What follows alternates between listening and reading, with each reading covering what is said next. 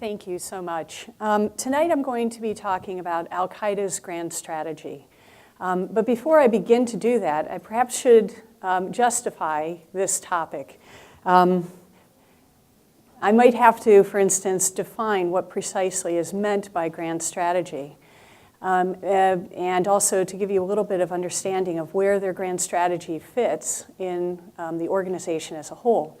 Before I even do that, I should point out to you that this topic is intertwined with every single policy debate that is currently ongoing in Washington, D.C. over the issue of Al-Qaeda. The five topics that I've put up here are, in fact, hotly debated in Washington today. And it might seem very strange to some of you in the audience who remember this debate from back in 2001 that we're still talking about who is Al-Qaeda. But in fact, the question of what is Al-Qaeda, who is Al-Qaeda, is still hotly debated.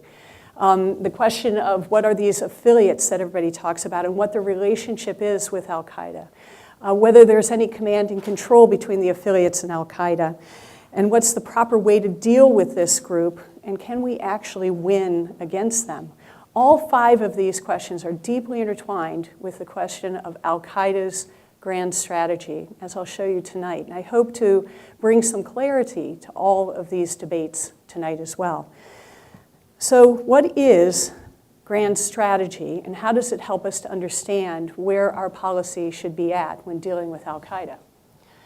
Well, first of all, grand strategy would be the highest level understanding or highest level plans that an organization or country has for dealing with a specific problem. So you have grand strategy would be in some ways equivalent to policy. But policy often is put as simply a set of objectives. For instance, under the Bush administration, a policy objective was to spread democracy or democratization around the Middle East, right? But that doesn't tell you how precisely you're going to go about doing this. And a grand strategy has much more to it than just an objective. It gives you also the sorts of ways and means, the plans that one might use in order to achieve those policy objectives. Strategies are underneath that, and that would be like military, political, economic, diplomatic, all of those things that are necessary to work out in fine detail in order to achieve your grand strategy. And then operational art and tactics are under those as well, working out in far greater detail, all the way down to individuals, perhaps on a battlefield, or individuals in one embassy and what they're supposed to be doing every day in order to achieve the grand strategy. Now, here's the thing that many people argue. Can grand strategy even exist? Can people really have these ideas about what they're going to achieve, sit down and work out a finely detailed plan, and then implement it in any serious way? If you look at the United States, many people have said that we've had several grand strategies. There was Manifest Destiny, which was this grand strategy for expansion of the country. There was the grand strategy that was current during the Cold War that included things like deterrence and containment. But others say that those were simply pieces and parts of a real grand strategy. They didn't include a fully worked out idea about economics, about what you would do with your scientific knowledge, your industry, and other things like that. And that never in the history of the United States have we actually had a grand strategy. Others say we have had them. They've been implemented very poorly, only piecemeal, but at least we had them somewhere behind the scenes working in order to shape or help us to shape our policies. But grand strategies in general then are contested, and people argue about whether they can even exist. And as you shall see in a bit, there's a huge argument about whether Al-Qaeda, as a non-state actor, not even possessing really territory, can have a grand strategy that it's actually seeking to achieve. But if you take a look at the different pieces, parts of a grand strategy or any strategy, how they're worked out, I'm going to hopefully prove to you tonight that Al-Qaeda not only has a sort of theoretical grand strategy that they've written down, that they've talked about, that they sort of hope or aspire to achieve, but in fact, over the past 20 years, since the 1990s, they've been actually seeking to achieve parts of them and have, in fact, achieved bits and pieces of their grand strategy and still aspire to achieve the rest of it over the next 200 years, which is the time frame they give for their grand strategy. Now that's grand, right? So here is how most people think about planning and grand strategic planning, that you must first of all begin with an objective, that is the ends that you want to achieve. That's the policy objectives that I mentioned earlier. What do we want to achieve here? But then in order to achieve them, actually, once you've figured out what you're up to, you need to have some starting points. Okay, where are we starting from? What are we like? What are our strengths, our weaknesses? Who are our friends, our allies? Who's our enemy, and what are they like? You have a whole set of assumptions that you need to work out. And then to get from your starting point to your objective, you can think of this sort of a pathway that you create called your plan. And that includes ways and means that you're going to use in order to go from your starting point off to your objective. Each piece of this I'm going to talk about in greater detail when we look at Al-Qaeda's grand strategy. And by the way, there's always this adjustment of assumptions along the way as well. You're always thinking, okay, what did we do right and wrong? Can we learn from this? And can we change things around so that we will be better at achieving our objective next time? Al-Qaeda is, above all else, a learning organization. And so it has gone through a tremendous evolution since its formation in 1988 to its current incarnation. And a lot of that shows this ability to adjust, to learn, and to evolve over time in reaction to what we've been doing and others have been doing in order to stop it. Before I begin, even though with Al-Qaeda, I need to ask an even more basic question. So how do you even know if our enemy, who is seeking to hide this from you, has a grand strategy? Well, sometimes you're very lucky, and you have an enemy who likes to talk a lot. So for instance, Adolf Hitler had a grand strategy that he was perfectly happy to talk about, and in fact, to write an entire book about. Widely published, distributed everywhere. Unfortunately, hardly anybody read this book outside of Germany or paid attention to it or thought that anybody would be crazy enough to seek to achieve those sorts of objectives using those ways and means. And so it was ignored until far too late. In the same way, Al-Qaeda has been perfectly happy to talk about their grand strategy. In fact, they've published books. They've published huge statements, articles, in which they go into very great detail about what they hope to achieve and how they're going to go about achieving it. But not many people are paying attention to what the enemy itself is saying about what they want to achieve and how they're going to go about doing it. Tonight, I'm going to help you to see some of that through their own writings. The other way that you can please ignore any glitches with the technology. First of all, I have some sort of technology goblin that always follows me around. But secondly, I used a Mac to create this, and obviously we're using a PC, so they're having a little fight behind the scenes, Mac versus PC. The second way you can know if your enemy has a grand strategy through public statements, so speeches, lectures, and so on. And again, Al-Qaeda has been very willing to share in these sorts of statements, multiple statements, in fact, hundreds of statements since the 1990s about their grand strategy. The reason they've been so verbose is because they're hoping to convince people to join up with them. And they want to convince people that their objectives are sound, that they can be achieved, that their ways and means are things that you can support, and that we're starting from a very strong position with a firm idea about who we are and our enemy is that shows that we can achieve these objectives. So they've been happy to share this with us. But beyond this, you can also compare what people are saying with what they actually do. I mean, after all, somebody could just be a blowhard and out there spouting a whole bunch of nonsense, and they don't really mean to actually achieve all these things. So probably you should compare what the documents and statements say with what they're actually doing out there. And that's one piece of what I'm going to be doing tonight, is comparing what they say with what they're actually doing in order to see if there's any matchup between the two. And finally, if someone claims that they're going to achieve something on a global scale, a company is going to spread globally, open affiliates or branches all over the world, and they're going to have a uniform strategy that every single one of these affiliates will follow, then one would expect that you could look, in fact, all over the world in a global scale and say, okay, It's not just here in the United States they're doing this. They're also doing this in China. They're also doing this in Russia.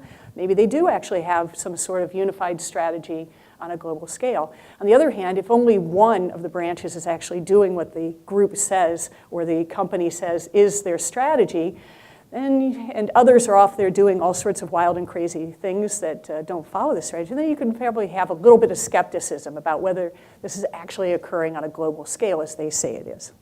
So keeping these all in mind, I'm now going to introduce you to Al-Qaeda's grand strategy and show just how fully articulated it is through their statements, their own statements and their own documents. Then secondly, I'm going to show how they've been following up in this with their own actions and on a global scale. So here's an overview. As you saw from that earlier diagram, I'm going to start with the beginning points or starting points that let us give a little bit of a look into the enemy's or the opponent's ideology, as well as their assumptions. The assumptions especially about themselves and about the people that they're going to be fighting with.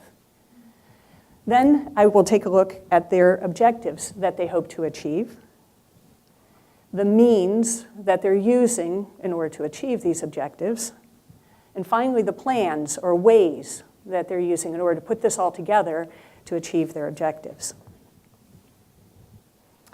The basic ideological vision of Al-Qaeda is something that they've been happy to express from day one. You can go back to 1996 and one of the first statements put out by bin Laden. It's a very thick document. It's called a Declaration of Jihad on the United States.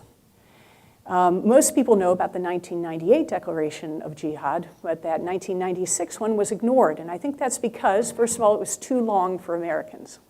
It was about 22 pages long. It had no bullet points. It was confusingly written. It started off talking about Saudi Arabia, and halfway through it was suddenly about the United States. And here's most importantly, it was never translated into English. So most people didn't pay any attention to this statement of our objectives and what we hope to achieve. And one has to wonder who, in fact, this was written for, if it wasn't written for the United States.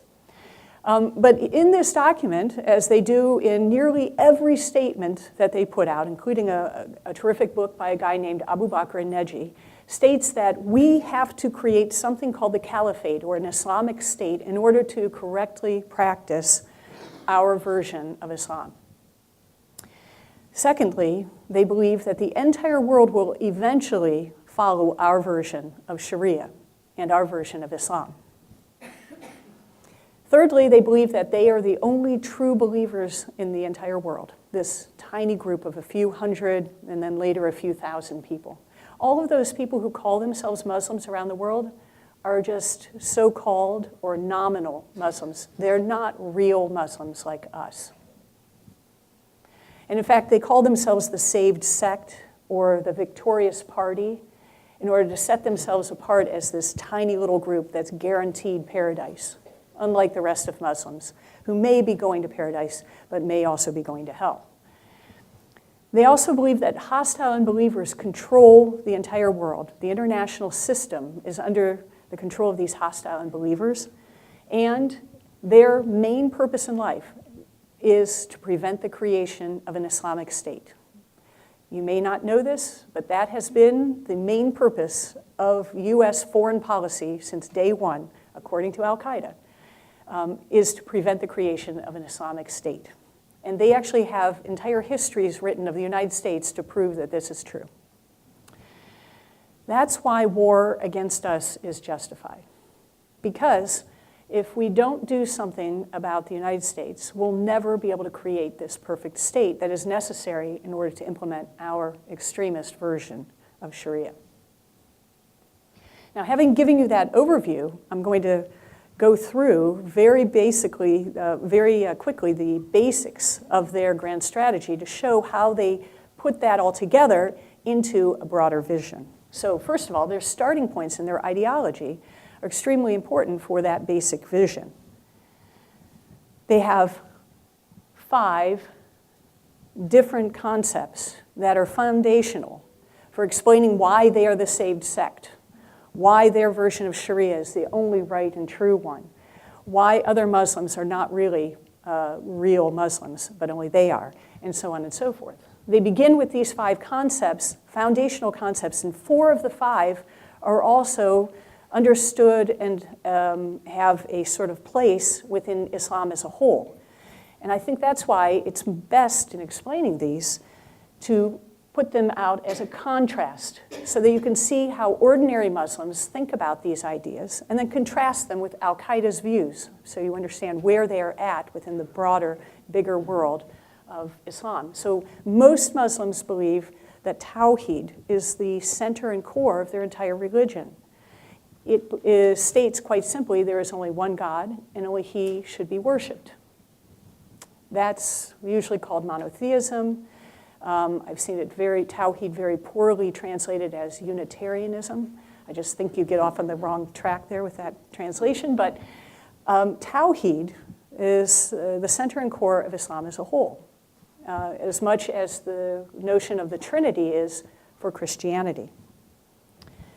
Al-Qaeda has taken this core principle and given it a twist. They say it's true, there's only one God, only He should be worshipped. But worship includes obedience to all of His laws, because God is the only lawgiver and the only one with sovereignty. This has 2 implications that other Muslims do not agree with. First and foremost, that if you don't obey all of God's laws, you're actually not really a Muslim. And then secondly, the second implication that Al-Qaeda draws is if God is the only lawgiver, the only one with sovereignty, anyone who attempts to make laws other than those that God has given us is not just making a political statement. They're not saying, I believe in democracy. They're actually making a statement about religion, that we believe in other divinities than God Himself. You're putting man in the place of God, who is the only lawgiver, right? Now, how do other Muslims, when they hear this, what do they think about this? Well, very simply, they think this is crazy talk. And they're happy to tell you that if you have a conversation with your Muslim friends or neighbors. How in the world can the notion that there is just one God lead you to the conclusion that democracy is a foreign religion? Which is, in fact, an entire book written by one of Al-Qaeda's main ulama, or clerics, states that democracy is a foreign religion. It doesn't make sense to other Muslims. And the way I sometimes seek to explain it to my Christian friends is, it's as if somebody said the Trinity implies that you have to have 3 branches of government. Right? God the Father is the president. God the Son would be the legislature. And God the Holy Spirit inspiring all would be the... That's how crazy that sounds to other Muslims. And yet, this notion lies behind a lot of what Al-Qaeda is doing in the world today. This idea that democracy, that we cannot work through any democratic means in order to achieve our ends. To do so would be to leave the religion of Islam and to join a foreign religion. So they will never use a political system or a political way forward in order to achieve their ends. Because to do so would be to leave Islam in their view. The second notion is also extremely important for understanding their actions in the world today and their grand strategy as a whole. Dawah for most Muslims is about preaching to those who are outside of the faith in order to bring them in, to explain what the religion is like, why you should become a Muslim, how to become a Muslim. That's called dawah for most Muslims. And it's something that you sometimes will give money as charity in order to support. Al-Qaeda, on the other hand, has again taken this foundational concept and said, well, actually, dawah is about us seeking to convert other Muslims and turn them into real Muslims. That's how they put it. So dawah is not about having a conversation with non-Muslims. It's about targeting nominal Muslims, as they put it, in order to bring them into their fold and, first and foremost, to convince them to join in their violence, a violence they call jihad. And here's one of the ironies, and sad ironies, therefore, of a lot of charity that is given to groups that engage in dawah. Some of them, at least, not all of them, but some percentage of them, are in fact using that money in order to target you, the ordinary Muslim, and convince you to join up with extremist groups. The term Sharia is much in the news these days, and you've probably heard a lot about this, but probably one of the things that's not clear is that there is no set of books marked Sharia that one can take off of a shelf and understand what precisely this huge topic is about. Sharia is a legal system that has developed over 1,400 years. And it wouldn't include 30 volumes or 100 volumes in some sort of legal corpus that's tightly bound, and all you have to do is take down volume 32 to understand, for instance, what inheritance means within Islam. It includes, in fact, hundreds of thousands of volumes over 1,400 years. It includes 4 schools of law that fight with each other over all sorts of issues within the Sunni tradition, and the Shia tradition has their own schools of law. It includes a huge amount of tafsir, of commentary and interpretation that would take, frankly, a lifetime to understand and explain. So for most Muslims, Sharia has the connotation of justice or morality. And for most Muslims, it doesn't have specifics attached to it. It's more about living a just or moral life. And so when I see very poorly worded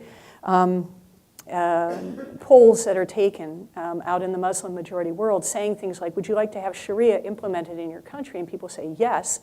I think that is the worst way possible to ask that question. What you've just asked is, do you believe in morality?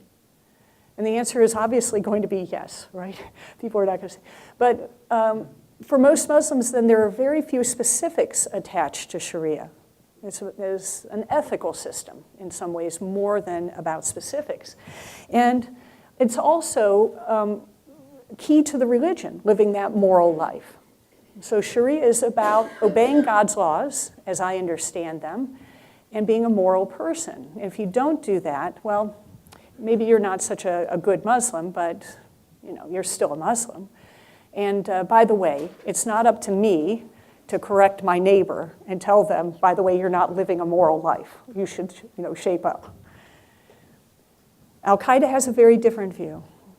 The only place they agree is that Sharia is the entire religion. Beyond that, they say, actually, we think there are 30 volumes, and we have written them for you. Here they are. This is what Sharia is, this specific version and nothing else. And you are going to be forced to follow it or else. Because if you won't obey our version of Sharia, this very extremist version, then we believe we have to correct you. It's not up to God, it's up to us to do it. And finally, the concept known as wala wal bara'a. This is based on 2 terms, allegiance and disavowal. It's sometimes called friendship and enmity, or other ways that it's been translated. This concept basically says that everyone who is with us, who agrees with us completely, follows our Sharia, believes in our ideas about Tawheed and Dawah, they are our people, and we will support and have friendship with them. But anyone who disagrees with us, including so-called Muslims, as well as the unbelievers, we have to have eternal enmity and separation from them and have nothing to do with them, in fact. This leads to something called takfir, that is declaring other Muslims to not really be Muslims. And this has implications within their version of Sharia that are quite severe. Your blood becomes halal, that is, you can be killed. All of your property can be taken away. You are divorced. You are disinherited. You become, in fact, a non-person. That is what Al-Qaeda has been doing to the vast majority of the Muslim majority world. And by the way, this concept, I cannot put up 2 columns here because it is completely unacceptable to ordinary Muslims. Now, if you'll notice, one of the things that stands out from their ideology is the vast majority of it is, in fact, aimed at other Muslims and is not aimed at non-Muslims at all. And it's, in fact, a theme that I think you will see throughout their entire ideology. Justifying an attack on the United States was, in fact, the biggest leap and the biggest jump for them, since their entire vision is taking over the religion of Islam and twisting it for their own purposes and means, forcing other Muslims, whether they want to or not, to follow their version of Sharia, following other Muslims to follow their vision of the religion. And this explains, I think, just to make one implication for you, some of the things you may have been reading about in the newspapers, what has been happening to Muslims in northern Mali, for instance, or in Syria, or Yemen, or Somalia, or any place where Al-Qaeda has attempted to implement its vision of the world. First and foremost, it's about transforming other Muslims and transforming Islam.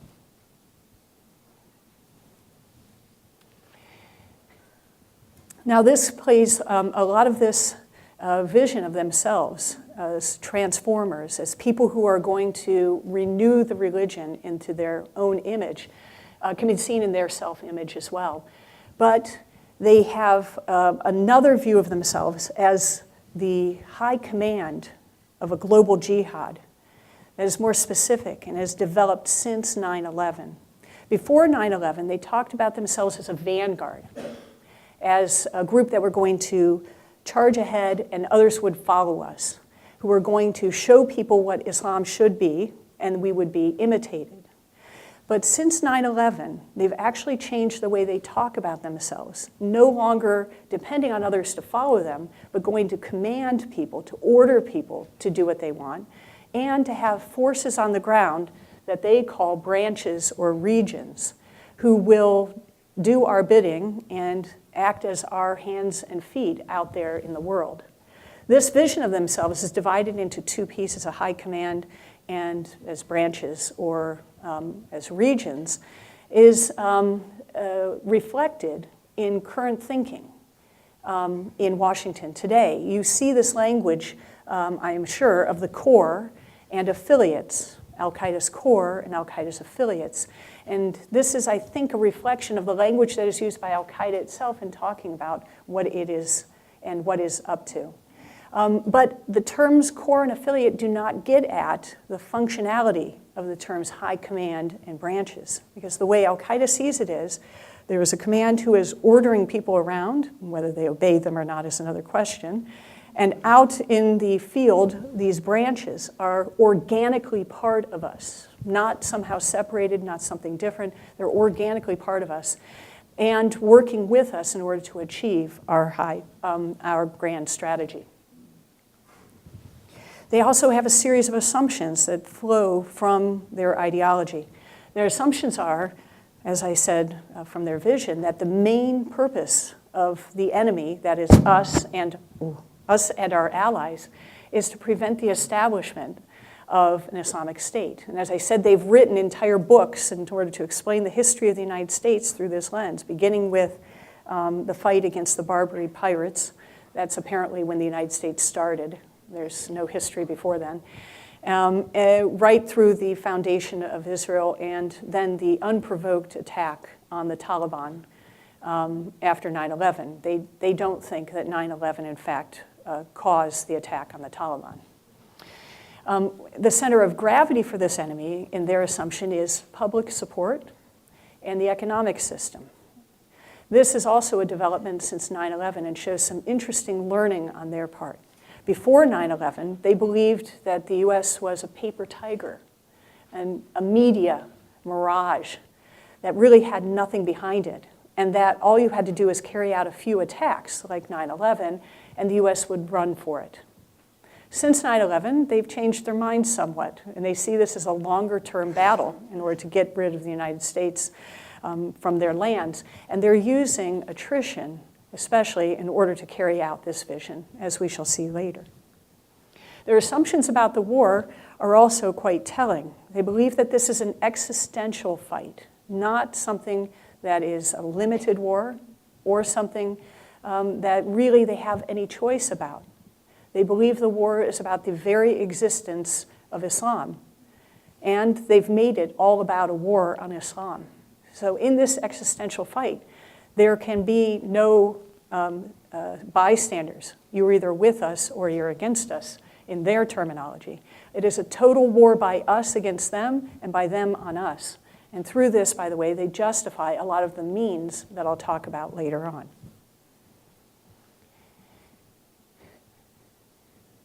When they think about their enemies, they divide them up, however, into 4 separate categories. all of whom have the same purpose, to destroy Islam, all of whom have these weak spots that they can exploit, but against whom they'll have to devise different strategies. Here's how they view us. We're the Jews and Crusaders, sometimes very poorly translated as the Jewish Crusaders. I just think that's wrong as well. The Jews and Crusaders and their allies are the biggest threat, and the one that has to be dealt with first, because they have the means to stop us and have been trying to stop us for hundreds of years from implementing this vision. That's their concept. So we must get rid of them first if we want to carry on and attack our second enemy, the so-called apostate rulers, that is, the rulers of every single Muslim-majority country.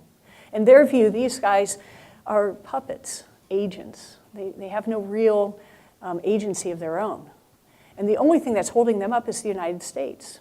So if they get rid of the United States, convince us to leave them alone, we'll be able to take on and defeat the apostate rulers easily. The Shia will be an ultimate enemy. The ones we'll take on third after we've dealt with all of these apostate rulers. And in fact, in a very interesting letter that he wrote to Zarqawi, Zawahiri says, eventually we'll have to come to blows with the Shia state. Everybody knows that, just as we'll eventually have to destroy the Jewish state. But for now, the way we should be dealing with the Shia is to understand them as two groups. There are the sheep, the ordinary Shia, who have to be put into re-education camps, and their leaders who must be all killed off. That's their view of the Shia.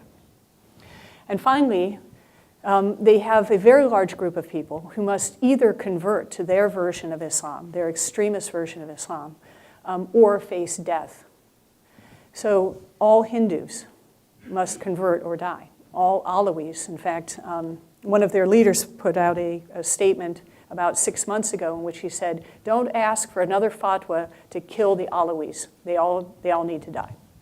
The Druze and others who they consider to be polytheist also will be given the choice of conversion or death. And they're in the process of implementing these genocidal ideas in places like Syria today. So I used to think about Al-Qaeda, the analogy I had in my head was sort of, the Bolsheviks or the Cold War. This sort of small conspiratorial group hoping to take over a state and then carry out this ideologically driven vision of the world of world conquest. Now I think of them, however, as the Nazis, because their vision is so driven by this view that there are real human beings and subhumans, real humans who follow only our version of Islam and everyone else in the world, and also by a sort of genocidal view of the world that I don't think of them any longer as the cold and rational Bolsheviks, but rather as this very wild and crazy, passionate Nazis. So what are their objectives? Well, for their grand strategic purposes, this is how they have stated them over and over and over again. First, we're going to get rid of all the non-Muslim occupiers, which include, by the way, all of their so-called Muslim, as they put it, rulers of the Muslim-majority world. And by the way, how do they define occupation? Well, just on the surface, one would think that they were talking about military occupation, right? But in fact, when they define it, they specifically list ambassadors and all diplomats, tourists, businessmen, anyone, in fact, who's non-Muslim or not their kind of Muslim, as they would put it, has to be removed from our countries. Secondly, a second objective is to impose their extremist version of Sharia and force all Muslims to follow this. Thirdly, set up Islamic governance, institutions that they're in the process of creating right now in places like Syria. Create the caliphate somehow out of this Islamic governance. And finally, what they call make God's word the highest, which means a lot of things to other Muslims.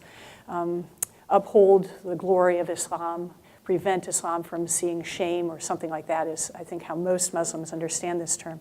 But for Al-Qaeda, what it means is we will force the entire world to follow our version of Sharia. That's the objectives and ends that they've put forward. And the means that they're going to do it are these. They believe that attacking America has to happen in order to achieve greater ends. It's a means, in other words, to greater ends. Inciting the entire Ummah to join that community of Muslims, to join up with us. Now you may be asking yourself, who is going to be attracted to this vision when they are clearly told, unless you agree with every single point of our ideology, you're not really a Muslim? Well, this explains something that has been puzzling, I think, to others when looking at this group. Who actually joins Al-Qaeda is actually not what you might expect. The vast majority of those who are attracted to the group are extremely young, have absolutely no background in religious studies. In fact, most of them don't speak Arabic or read the Quran in the original languages.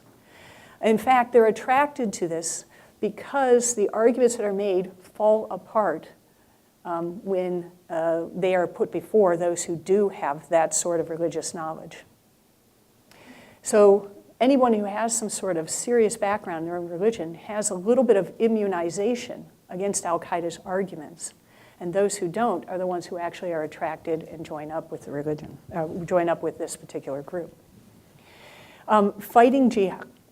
Jihad and jihad alone are the way forward. We cannot use some sort of political process. And we will unify the ranks. We will bring all of these diverse jihadist or fighting groups out there into our orbit. And they have a very interesting way of doing this, an entire strategy, in fact, for doing this. And I'm happy to discuss if you'd like to hear. But this explains, I just wrote an entire piece on this. This explains how they were able to take over the fighting in Iraq when Al-Qaeda started off as a very tiny minority of all the groups there, how they were able to take over the fighting in Syria when they started off as a minority group there. Mali, Yemen, and Somalia are also great examples of them starting off as a minority group and taking them over. That's what they call unifying the ranks in order to make themselves in charge of this global jihad. Commanding right and forbidding wrong is what they do in order to force people to follow their version of Sharia. And finally, setting up shadow governance, creation of institutions in order to create the state, that Islamic state that they believe is necessary. Now, allow me to just briefly show you the difference between ends and means and how Al-Qaeda has, in fact, had them match up rather perfectly here. So, removing the occupation, here's the means that they're using in order to achieve that end. Imposing their version of Sharia, here's what they've actually been doing in order to achieve that. Creating Islamic governance, they have these emirs, these commanders that they set up, and other rulers. They're taxing people. They set up recruitment stations in order to draft people. They just set up one, in fact, in a major city in Syria in order to force people in. And they're also creating a regular army. One of the most horrifying things you can do is go on YouTube these days and take a look at Al-Qaeda videos, which are freely available all over the place. And many of them deal with their tank armies, their armored forces in places like Syria and Yemen that they're putting together in order to challenge the states of Yemen and Syria. And finally, eternal jihad with the unbelievers. I said they're foreseeing a 200-year war, but that's just with the US and all of these occupation forces, as they put them. Beyond that, they think that they're going to be engaged in a war until the end of time in order to conquer the world for their version of Sharia. And here are their plans. And this might be all the further that I get this evening, but I would like to show you a map that I have that shows where they believe that they're at in this war. Their plans take these means and seek to apply them to achieve their ends.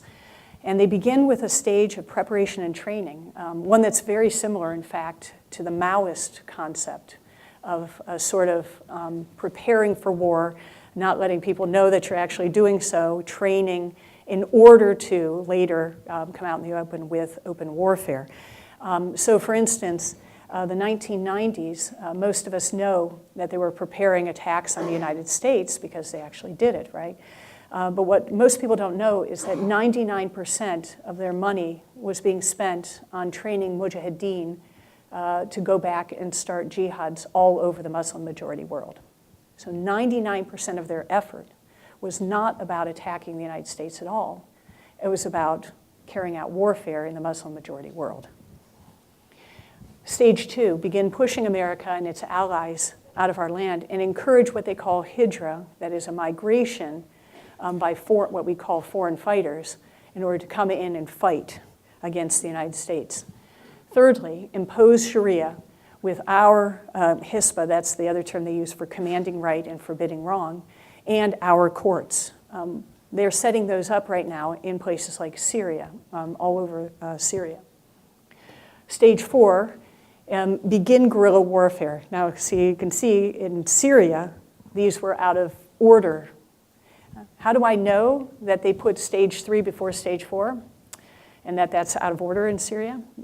Because actually they published this great book called The Management of Savagery, in which they describe precisely how they were going to go about doing this. And if you take a look at other places like Yemen or Somalia, or many other places across the Sahel, they are in fact following this order rather than the way that it occurred in Syria. So what happened in Syria was actually an adjustment of what is an overall strategy. And finally, manage savagery, that's what it's called in this book, by setting up institutions that will basically take the place of the government, so that the government will eventually find itself simply displaced across huge tracts of land.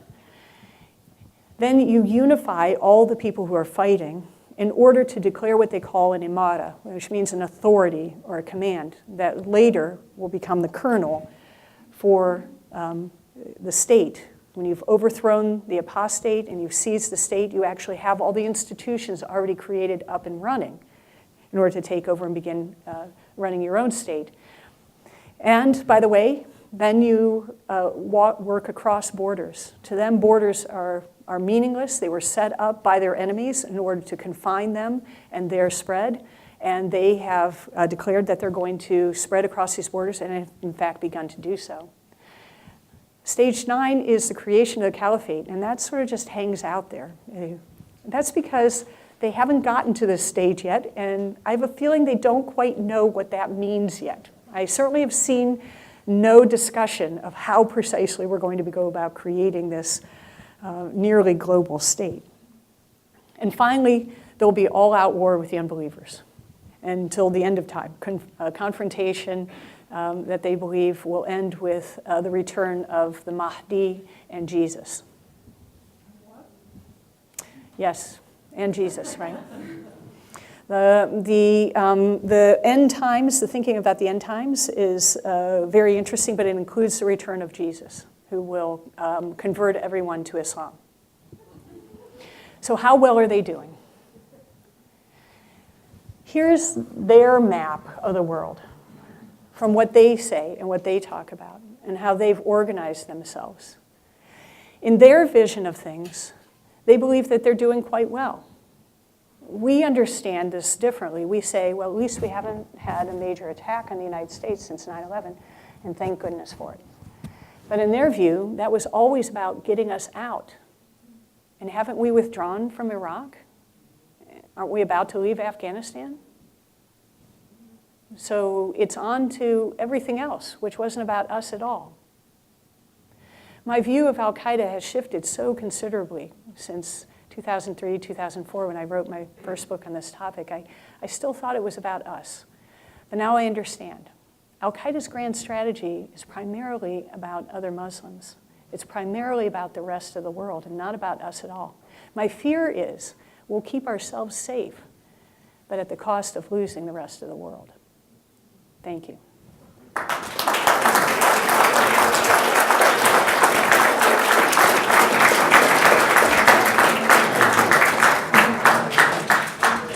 Well, thank you very much. We're open for questions. Eli will run around with the microphone. Please speak directly into the mic.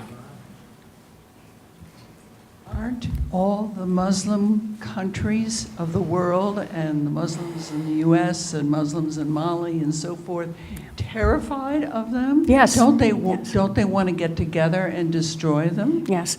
Actually, could you put up that last slide because I actually have, in pursuit of another project that I'm deeply involved in, a 2 to 3 year project to devise a strategy for combating Al-Qaeda. I've put together a 4x4 square in order to divide up countries, how well they're doing against Al-Qaeda. And if you take a look around the Muslim majority world, the vast majority are still able to combat Al-Qaeda. They're still, keeping them down to a terrorist group instead of an insurgency. So, for instance, I'm sorry about this. Oh, wait, I've been standing there thinking. Okay. So, for instance, Turkey is tremendously effective against Al-Qaeda, as is Morocco, Algeria, Tunisia, Mauritania, Niger. Obviously, Somalia's having terrible problems, but Kenya and Tanzania are also very effective. Out here, they've hardly made any inroads at all. Indonesia is the largest Muslim country in the world, and they're doing fantastic in their fight against Al-Qaeda. But you can see the places where I haven't, and by the way, Russia, through sheer attrition, has managed to keep it down to a terrorist sort of threat. But there are whole tracts of land here, mostly in the very center of the map, where we're doing much worse today than we were after 9/11. So what they call Khorasan is in really bad shape. Even though the vast majority of the people there are fighting as hard as they can, they simply don't have the capacity to defeat these guys. And in fact, if you look around, I have, in this 4x4 thing, I have capable and willing as the two criteria, right? And since 2010, almost all of these countries have become willing to fight Al-Qaeda. They're not, the number that are unwilling is minuscule, right? Almost everybody wants to do it. It's the capacity that's the problem in other places where they're doing better. Oh, wait, okay. Hi. Sorry. It seems to me that you define Al-Qaeda with a very broad brush that could be used to define almost every religious extremist group throughout history, whether it was the Zealots in Israel killing Jews who were non-believers or weren't believer enough, or in the Inquisition when the Christians would kill Jews or other groups because they didn't believe in the right things, or even today the Sunni extremists who would kill the Shia extremists. I think we're talking about a group that we call Al-Qaeda because it had a very charismatic leader, and they did some horrible things that got everybody's memory, and they stuck there. But I think you're just defining, to a great extent, religious extremism from whatever group to whatever group. On the one hand, I do agree with you that extremist groups in general, whether they're politically, ideologically extreme or religiously extreme, do share some characteristics. So for instance, one way that I also think about Al-Qaeda is as a sort of marginal sect, right? A cult that, as with many cults, requires you to disavow your family and leave them, and nobody's pure enough or good enough. You have to cut off all communication with them and go on. There's many ways that one can understand it, but every ideology or every extremist group also has very, very specific things about it that define them as different from other extremist groups. So for instance, if I were going to define Bolshevism, one could do it by the leadership, but how would you define it then after the death of Lenin? What happened to communism after that was it didn't go away, and it still retained the same objectives, many of the same means, some of those changed a little bit, many of the same strategies and visions of what they wanted to achieve.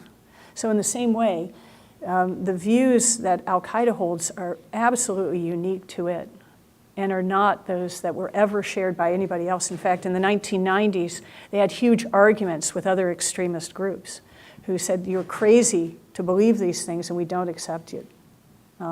They almost wouldn't accept Zarqawi because Zarqawi wouldn't agree with them on one point, that is on wala wal bara'a.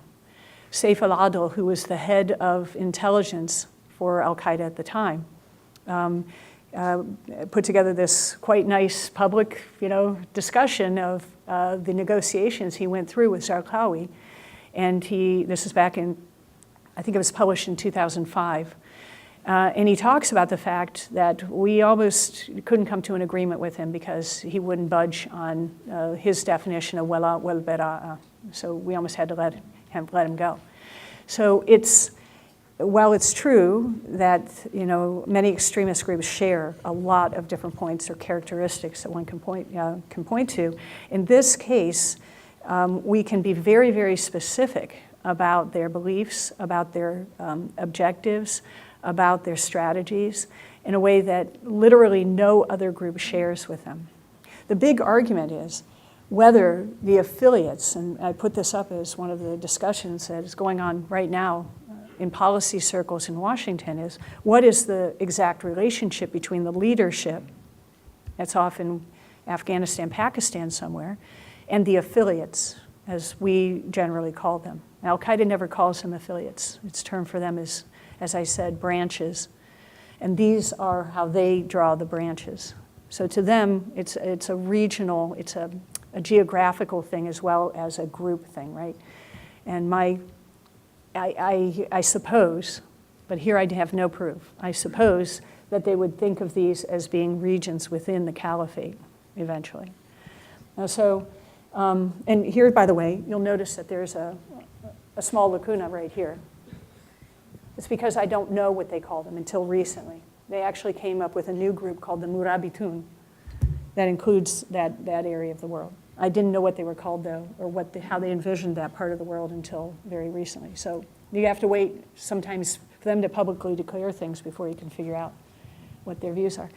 Now, having said that their images, that their branches, the term they use to describe the relationship is udwiya, which means it's like an organic membership, right? Like a branch is part of a tree. It makes up a tree, or an arm is part of your body, right? That's how they envision it. But that doesn't mean that it always works out 100% the way they would like it to. So I've given you their vision. I've given you what they're seeking to achieve, and we can point to places where they actually are achieving it. But they do have problems. They do have arguments. There is splintering that occurs. There's infighting that happens. That's the way actually it is in most irregular wars, though, right? Where there's, how in the world would you keep something this big together on a global scale, right? So there is this kind of fighting going on that I think we can exploit and use to our own advantage. I don't want to make it sound like they always get everything their way. In fact, they don't. Oh, hi, thank you very much. This is a very helpful layout. I'd not seen that before.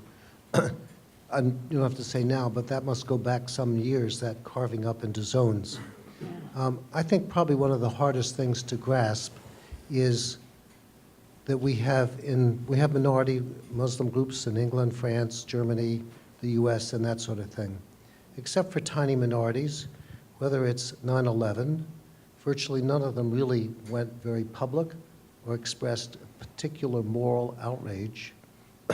I'm so impressed still with I don't even know what segment of Islam did it, who walked in a kind of a burqa as a man with tons of explosives on his body and walked in 2004 in a Baghdad toy bazaar with only women and children and blew himself up and killed 300 mothers and 400 children. I was not aware of any protest. I was not aware of any protest when the only Christian minister in Pakistan who was riding in his car was attacked by one man, murdered in the middle of one of the major Pakistani cities, and carried around on the shoulders of 5,000 people as a hero. I was not aware of anything that happened to the killing of 60 Shiites recently, in the past year, in Pakistan. I'm not aware that Pakistan or even the West paid attention to the fact that within a week after the destruction in Korea, 90 Christians were destroyed in Pakistan. So I want to ask a larger question. For the breadth of Islam, are all humans equal? Therefore, what is the real meaning that really seems to underlie everything? That there are truly dhimis, either of human essence or spiritual essence, and therefore those that are of dhimis can quite readily be approached and treated with taqiyya, which you might then explain. Yeah.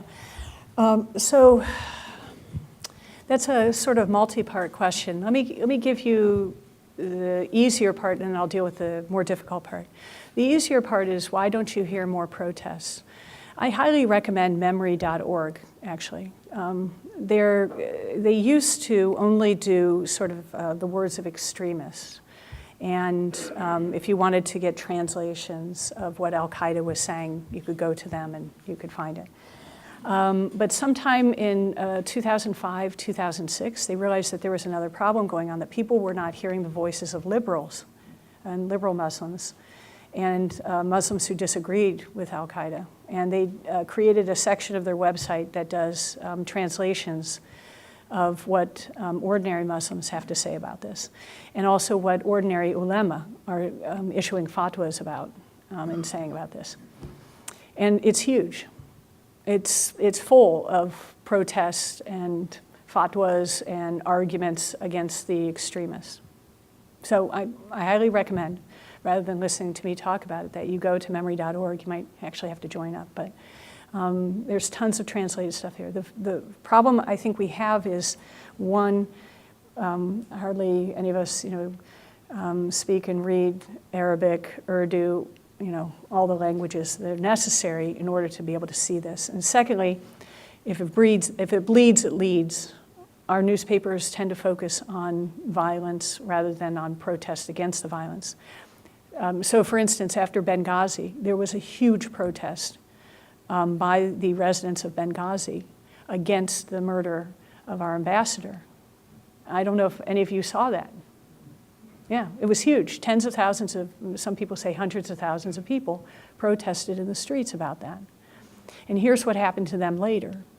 Al-Qaeda in that town made a list, I suppose, and checked it twice, and went around and shot 50 of the leaders. That's what they do in order to prevent people from protesting even.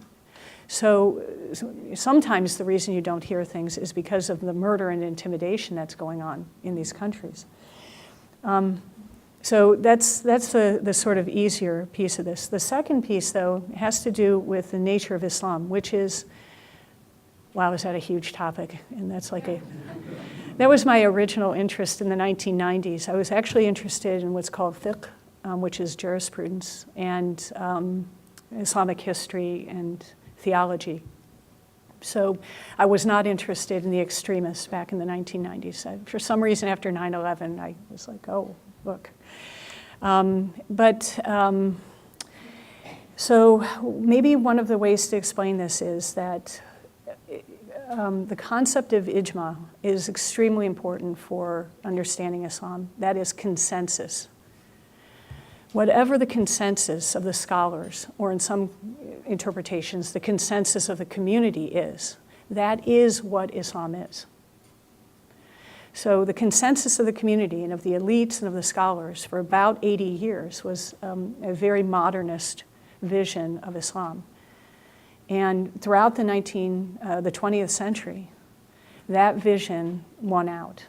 And it explains why you have the foundation and support and educational systems that were very secular in places like, well, everywhere from Algeria, Tunisia, Algeria, Libya, Egypt, Turkey, wherever you can name it, right through Iran and Pakistan, right? And but that consensus began to break down after 1967 and 1973.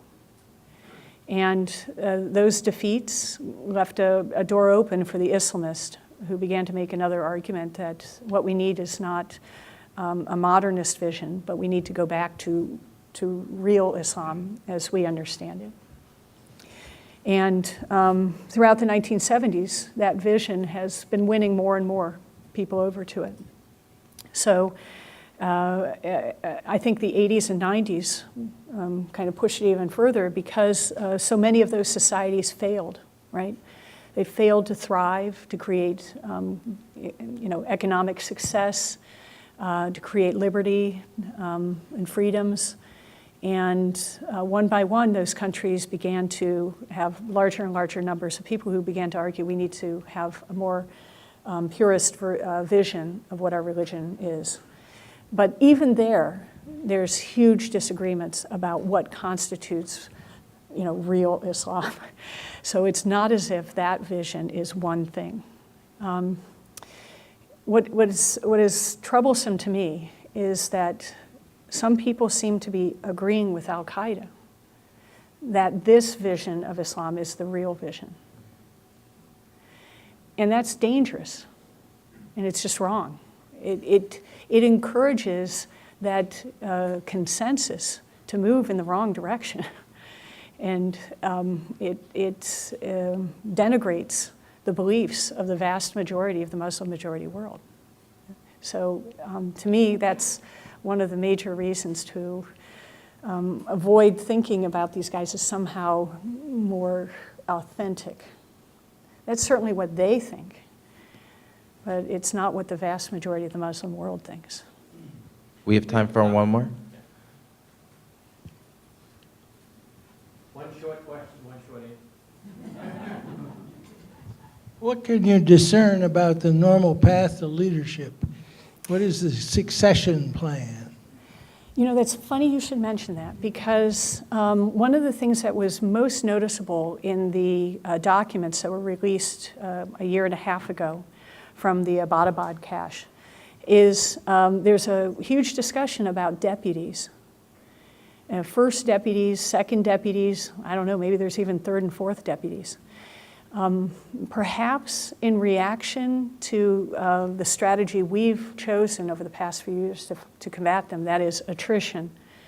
They've adjusted by just creating a whole mess of deputies.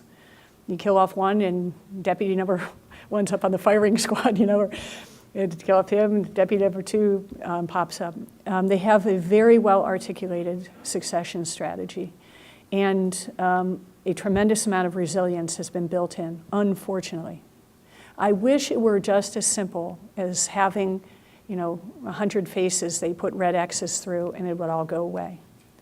But in fact, it has multiplied beyond a terrorist problem. It's become an insurgency problem, and it is impossible to kill your way out of an insurgency.